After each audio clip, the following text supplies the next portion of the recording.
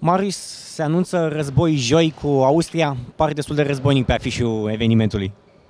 Da, este meciul decisiv pentru calificarea noastră în play-off, este obiectivul nostru și vrem să-l îndeplinim. Alături de suporteri care sperăm să vină în număr cât mai mare la sală, să facă o atmosferă incendiară și să ne împingă de la spate.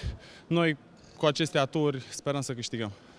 Cum se anunță în teren meciul cu Austria? Pe lângă, să zicem, suportul publicului, bănuiesc că va fi nevoie însă și de scheme tactice, de multă muncă pe teren.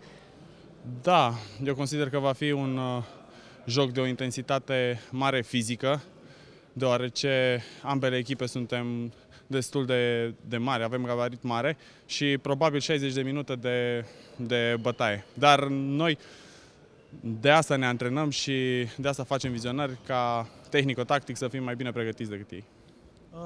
Ne trebuie 4 goluri cu Austria. Sunt șanse să-i batem la scor aici?